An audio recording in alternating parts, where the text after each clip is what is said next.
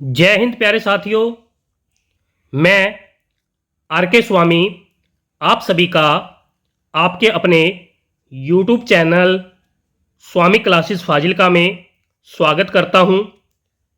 प्यारे साथियों, जैसे कि आप सभी को पता है कि हम आदिकाल का विस्तृत अध्ययन कर रहे थे, जिसके अंतर्गत हम रासो साहित्य का अध्ययन कर रहे थे। रासो साहित्य से संबंधित आज हमारी तीसरी महत्वपूर्ण क्लास है। इस क्लास में हम रासो साहित्य का ही विस्तृत अध्ययन करेंगे। पिछली क्लास में हमने यहाँ तक अध्ययन कर लिया था। आज की क्लास में हम यहाँ से ही आगे विस्तृत अध्ययन करेंगे। क्लास शुरू करने से पहले एक बार सभी साथी वीडियो को लाइक और शेयर अवश्य करें। अगर आप हमारे YouTube चैनल पर नए हो तो चैनल को सब्सक्राइब अवश्य करें, बेल आइकन को भी अवश्य दबाएं। अगर आपने हमारी पहली वाली वीडियोस अभी तक नहीं देखी है तो आप प्लेलिस्ट में जाकर उन वीडियो को अवश्य देखें और हिंदी की बेहतर तैयारी करें। तो शुरू करते हैं आज की क्लास। नंबर 3 पर आज हम परमाल रासों का अध्ययन करेंगे। परमाल रासो ग्रंथ के रचनाकार जगनिक जी माने जाते हैं। सभी साथी याद कर लेंगे, परमाल रासो ग्रंथ के रचनाकार जगनिक जी माने जाते हैं। परमाल रासो ग्रंथ का रचना काल जो है 12वीं शताब्दी माना जाता है।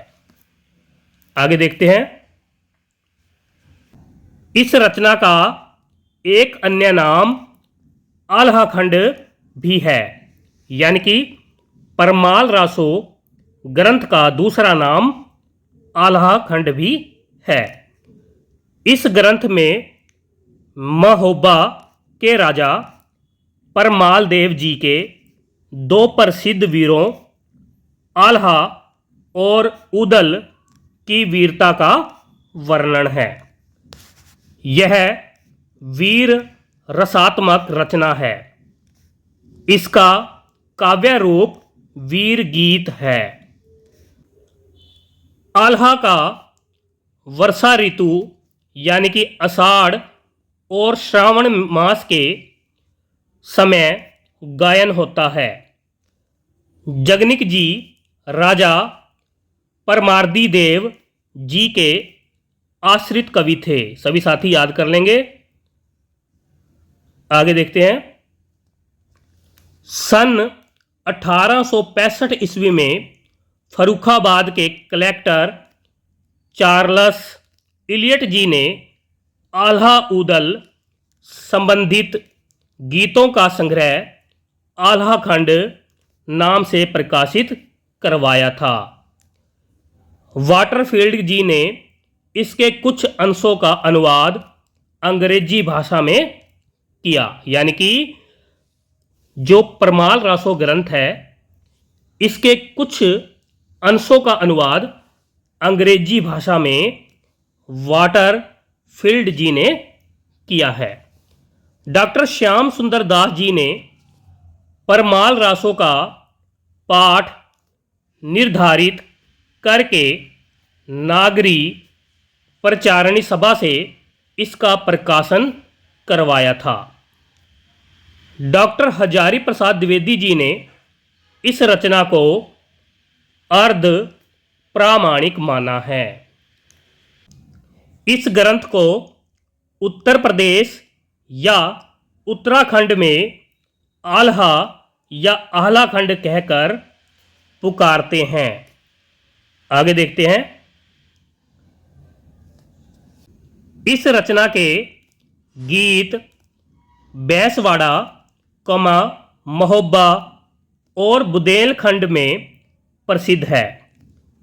इस ग्रंथ की निम्नलिखित पंक्तियां प्रसिद्ध है। 12 बरस लय कुकर जीवे और 13 वर्ष लय जिये सियार, वर्ष 18 क्षत्रिय जिए आगे जीवन को धिक्कार। बहुत ही महत्वपूर्ण कथन है और अक्सर परीक्षा में पूछा ही जाता है, सभी साथी याद कर लेंगे। आगे देखते हैं नंबर 4 पर। नंबर 4 पर हम हमीर रासो ग्रंथ का अध्ययन करेंगे। हमीर रासो ग्रंथ के रचनाकार सारंगधर जी माने जाते हैं। हमीर रासो ग्रंथ का रचना काल 1450 विक्रमी संमत यानी कि 1393 ईस्वी माना जाता है। इसमें राणा हमीर देव जी का चरित्र चित्रण वर्णित है। यह रचना अभी तक उपलब्ध नहीं है, यानी कि यह जो रचना है यानी कि हमीर रासो ग्रंथ जो है अभी तक प्राप्त नहीं है। इसके 2 छंदों का उल्लेख प्राकृत पैंगलम में मिलता है। सारंगधर जी कुंडलिया छंद के प्रथम प्रयोगता माने जाते हैं। आगे देखते हैं 5 नंबर पर विजयपाल रासो। विजयपाल रासो ग्रंथ के रचनाकार नल सिंह जी माने जाते हैं। विजयपाल रासो ग्रंथ का रचनाकाल 1543 ईस्वी माना जाता है।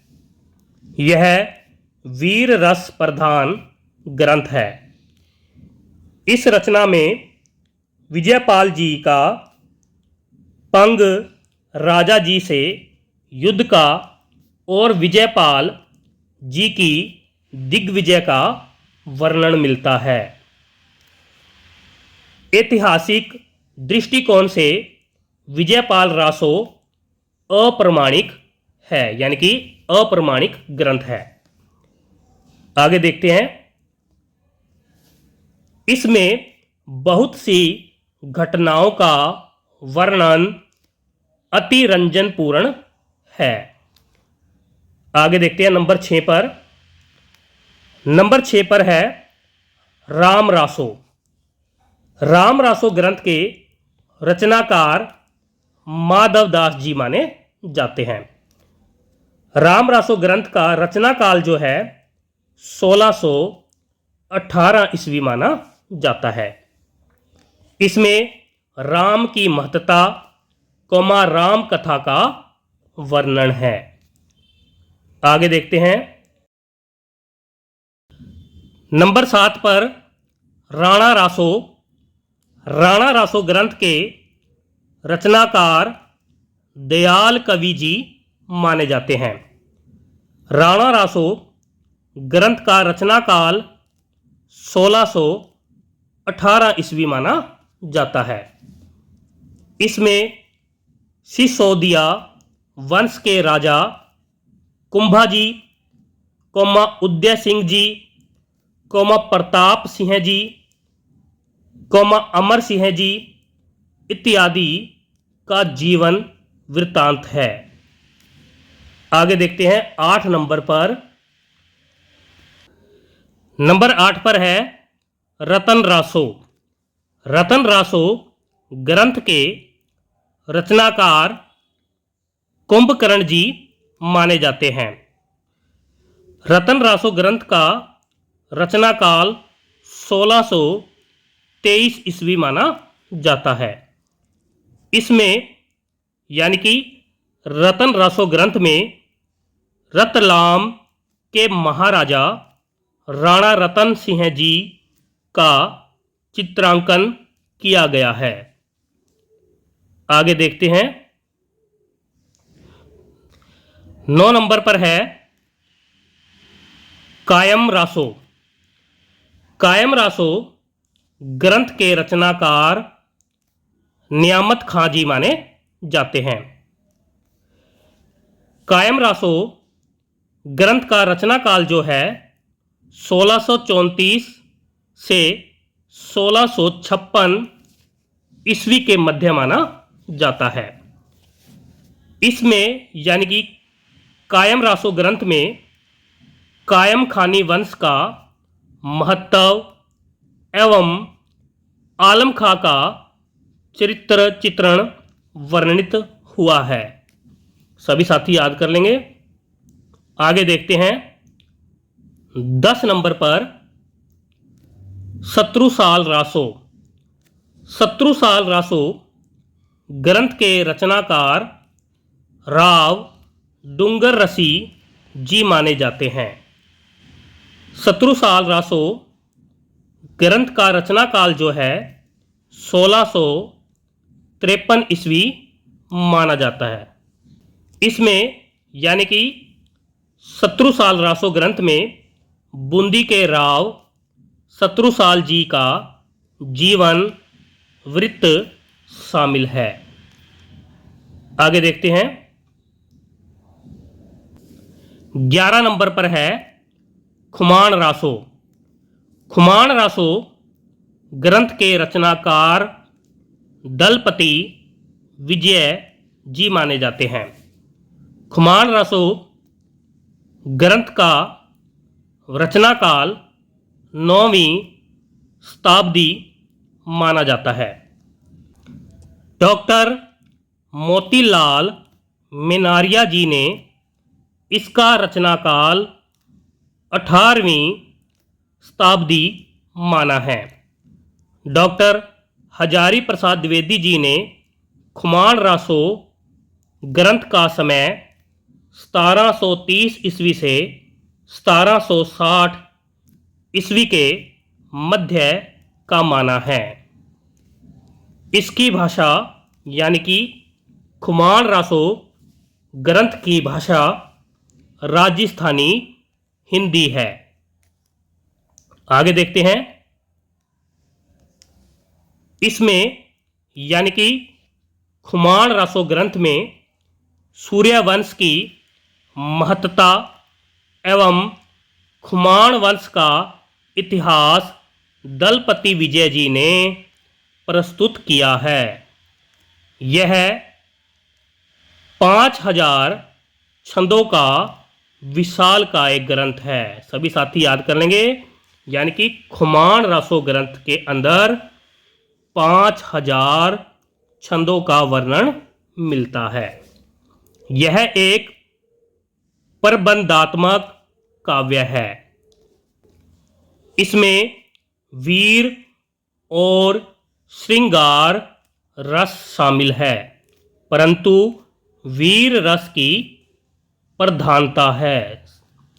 इस ग्रंथ की मूल प्रति पूना संग्रहालय में सुरक्षित है। इसको प्रथम जय काव्य माना जाता है। सभी साथी याद कर लेंगे। यानी कि खुमान रासो ग्रंथ को प्रथम जय काव्य माना जाता है। आगे देखते हैं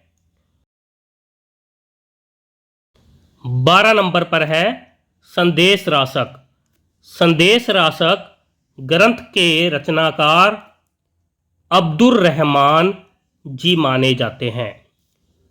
संदेश रासक ग्रंथ का रचना काल 1143 ईस्वी माना जाता है।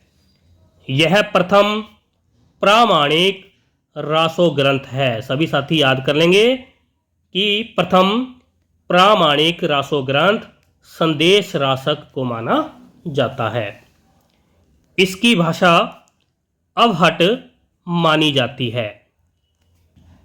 इस रचना को आदिकाल का मेघदूत भी कहा जाता है। सभी साथी याद कर लेंगे। संदेश रासक ग्रंथ को आदिकाल का मेघदूत माना जाता है। आगे देखते हैं इसमें विक्रमपुर की वियोगिनी यानी कि प्रेषित पति का नायिका का अपने पति के पास संदेश प्रेषित करने की ललित कथा वर्णित है। आगे देखते हैं 13 नंबर पर नैमी जिणदत्त रासो। नैमी जिणदत्त रासो ग्रंथ के रचनाकार पलहण या पलहण जी माने जाते हैं। इस ग्रंथ का रचना काल 1232 ईस्वी माना जाता है। इसमें भगवान नेमिनाथ जी की कथा का वर्णन है। आगे देखते हैं 14 नंबर पर गए सुकुमार रासो। गए सुकुमार रासो ग्रंथ के रचनाकार कवि दिलहन जी माने जाते हैं। इस ग्रंथ का रचना काल 1243 ईस्वी माना जाता है।